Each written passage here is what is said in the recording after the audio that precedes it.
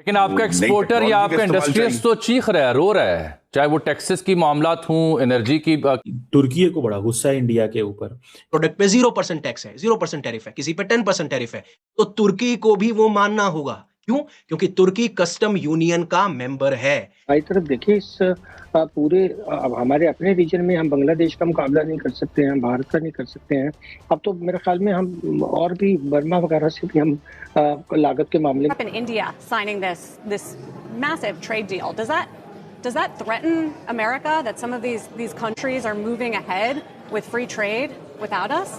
I will tell you, I find the Europeans very disappointing because we could have cheaper energy too if we were willing to buy sanctioned Russian oil.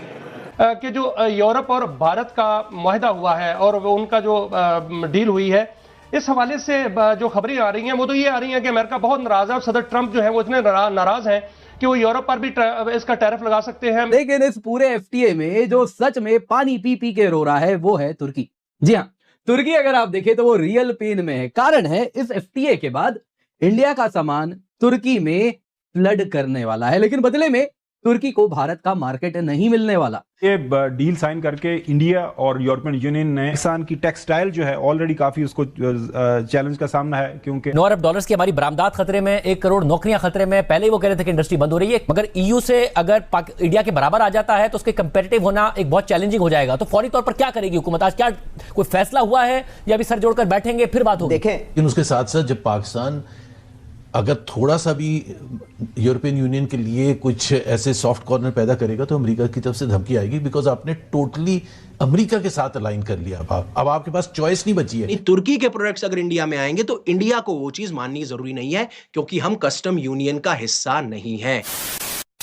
नमस्कार दोस्तों, जय Hind. India EU trade deal से बांग्लादेश पाकिस्तान के बाद अब Turkey का भी रोना शुरू हो गया है और इस ट्रेड डील से टर्की को यूरोपियन मार्केट से बहुत बड़ा झटका लगा है। दरअसल भारत और ईयू के बीच एक फ्री ट्रेड एग्रीमेंट एफटीए हुआ है। इसका मतलब ये है कि भारत से सामान यूरोप जा सकता है और उस पर 0 टैक्स लगेगा। लेकिन पाकिस्तान के दोस्त टर्की के लिए ये नियम थोड़ा अलग है और टर्की के सामान सीधे भारत नहीं आ सकते और टर्की इस एफटीए का फायदा नहीं उठा सकता। ये सब टर्की और ईयू के बीच एक कस्टम यूनियन की वजह से है। ये यूनियन 1996 से चल रही है। इसके तहत टर्की को ईयू के बाहरी टैरिफ को मानना पड़ेगा। यानी अगर ईयू किसी देश के साथ एफटीए करता है तो टर्की को भी वही छूट भारत को देनी होगी। लेकिन इसका उल्टा टर्की भारत का फायदा नहीं उठा सकता। भारत सरकार ने साफ कर दिया है कि यूरोप के साथ एफटीए होने के बावजूद टर्की को इसका फायदा नहीं दिया जाएगा। वही दूसरी ओर यूरोपियन मार्केट में टर्की जो अपने सस्ते स्टील और कपड़े एक्सपोर्ट करता था, उसका भी इस डील के बाद सफाया होने वाला है। डील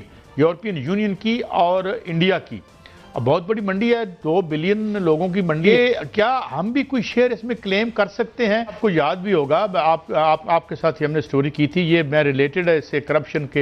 ये डबल टैक्सेशन का सिस्टम था और एक ब्यूरोक्रेट ने जाके मुआहिदा स्विट्जरलैंड में कर लिया था, जो हमें भाग के कैंसिल करना पड़ा था। आपको याद होगा, गालबन डार साहब थे उस वक्त वजीर खजाना और ये हुआ था। तो मैं कह रहा हूँ, तो ये तो विल तो हमें नहीं नजर आती। एंड सेकेंडली 34% कहा है बिजनेस काउंसिल, ये बिजनेस के जो बिजनेस बड़े टॉप बिजनेसमैन हैं कि 34% इनपुट हमारे महंगे हैं, वो सस्ते किए बगैर हम कैसे कम्पीट करेंगे? तो अभी बहुत खबरें आई थी कि बिजली की कीमतें जो हैं वो बहुत कम कर दी जाएंगी, मगर आप देखते हैं कि मामला फिर वहीं का वहीं है। पॉलिटिकल विल का बिल्कुल आपने दुरुस्त फरमाया कायसा पे कोई हमें दूर दूर तक नामो निशान नहीं मिलता। और इंडिया जाहिर है कि बहुत बड़ी कंजम्पशन मार्केट भी है, तो वहाँ सबकी तवज्जो होगी। और चूंकि इंडिया पे टैरिफ बहुत ज़्यादा लगाए, मुतालबा ये था कि आप ईरान और रूस के साथ जो है कारोबार बंद करें, मगर इंडिया ने दोनों प्रेशर्स नहीं लिए और बल्कि उसका उनको ये फ़ायदा हुआ कि इस वक्त यूरोपियन यूनियन ने भी उन्हें स्पेशल जो है वो राइट्स देने का ऐलान किया है। और ये ट्रेड जो है पाकिस्तान का लिए तो इसलिए मुफीद हो सकती है ओवरऑल कि अगर हम भी पहले तो नेबर्स के साथ तो कम से कम ट्रेड खोलें और फिर जाहिर है कि हम भी उस कॉरिडोर के अंदर शामिल होकर अपनी चीज़ें भी भेज सकते हैं। लेकिन जैसा आपने फरमाया, इस वक्त हमें तो अभी स्पेशल कोटा मिला ही हुआ है यूरोप की तरफ से, ईयू की तरफ से, और हमारी टेक्सटाइल जो है वो इसीलिए सर्वाइव भी कर रही है कि अगर हमें ये स्पेशल कोटा ना मिला हो तो फिर शायद हम वियतनाम का और चाइना का और बांग्लादेश का मुकाबला भी नहीं कर सके। एक तरफ SIFC के जैनल साहब ने फरमाया कि इन टैक्सेस की वजह से हमारे यहाँ इन्वेस्टमेंट नहीं आ रही, और दूसरी तरफ FDR खुशियां मना रहा है कि हम 300 अरब हासिल कर लेंगे तो पता नहीं क्या हो जाएगा। फिस्कल डेफिसिट तो फिर भी हमारा वहीं क्या वहीं रहना है, फिर भी हमने कर्जे लेने हैं।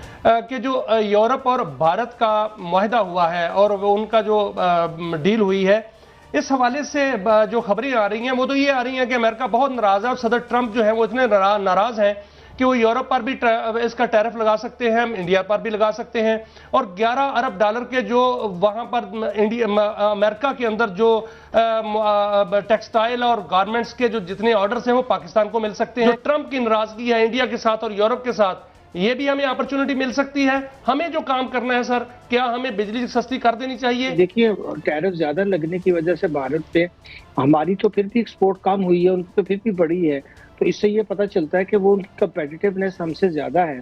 तो हमें भी चाहिए कि हम कम से कम अपनी बुनियादी चीजें जो है उनको तो दुरुस्त कर ही लें। हमारी पॉलिसीज और उनकी डायरेक्शन जो है वो इतनी गलत है कि हम उसका सही फायदा नहीं उठा पाते। अब एक 5वीं बड़ी आबादी का जो दुनिया में मुल्क है वो उसकी मईशत 50वीं तो नहीं हो सकती ना। लेकिन इस पूरे FTA में जो सच में पानी पी पी के रो रहा है वो है तुर्की। जी हाँ, तुर्की अगर आप देखें तो वो रियल पेन में है। कारण है इस FTA के बाद इंडिया का सामान तुर्की में फ्लड करने वाला है, लेकिन बदले में तुर्की को भारत का मार्केट नहीं मिलने वाला। जी हाँ, आपने बिल्कुल सही सुना। इस FTA के बाद इंडियन सामान तुर्की एंटर करेगा, उसको पूर्ण रूप से फ्लड करेगा, पूरे मार्केट में इंडियन सामान पहुंचेगा, लेकिन तुर्की को हम मार्केट ओपन करके नहीं देंगे, हम बंधे हुए नहीं हैं। और इसके बाद तुर्किश मीडिया कह रही है ये तो बहुत बड़ा खतरा है तुर्की के लिए। वहां से दोस्तों बहुत जोर जोर से रोने की आवाज आ रही है। तुर्की को दोस्तों टेक्सटाइल मार्केट भी EU का खोना पड़ेगा। अगर आप देखें तो EU का टोटल 263 बिलियन यूरो का टेक्सटाइल इंपोर्ट का मार्केट है, जिसमें तुर्की के पास 11% शेयर है, चाइना के पास 28%, बांग्लादेश के पास 22%, इंडिया के पास इस वक्त केवल 5% है। इंडिया का शेयर अब बढ़ने वाला है, 30 बिलियन 40 बिलियन तक केवल टेक्सटाइल में बढ़ेगा। तो किस किस का हम खाने वाले हैं?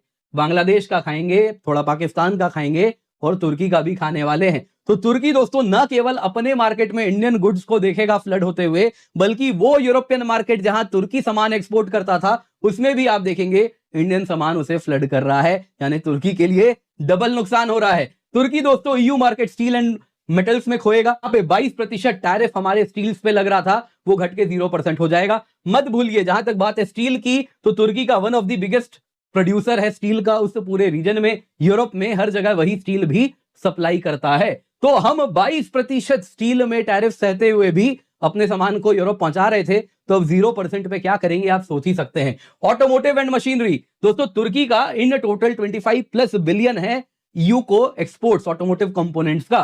उसमें ऑटोमोबाइल पे अगर आप देखें तो टैरिफ रिडक्शन हो गया इंडियन व्हीकल्स पे 10%, और आने वाले 5 साल में 0% ऑटोमोबाइल कंपोनेंट्स के लिए। ये वही सामान है जो तुर्की भी बनाता है। तो तुर्की को एक तरफ तो उनके मार्केट में ही हम पछाड़ने वाले हैं, और EU के मार्केट में भी हमारा सामान उन्हीं को उनका मार्केट खाने वाला है। वैसे ही केमिकल्स एंड इलेक्ट्रॉनिक्स अगर आप देखें तो हायर वैल्यू सेगमेंट्स हैं, जहां पे हम तेजी से मजबूत हो रहे हैं, तो वहां भी तुर्की को पछाड़ने वाले हैं। इन टोटल अगर आप देखें तो क्या टेक्सटाइल, क्या स्टील, क्या ऑटोमोटिव कंपोनेंट्स, क्या जनरल इंडस्ट्रियल जैसे फार्मास्यूटिकल्स, मशीनरी, इन सब में जहां जहां पे तुर्की की पकड़ है उसमें भी उसको हम पछाड़ने वाले हैं। तो तुर्की इसलिए परेशान है, तुर्किश मीडिया इसलिए कह रही है कि हमारे लिए तो मानो जैसे वज्रपात हो गया है, करे तो करे क्या।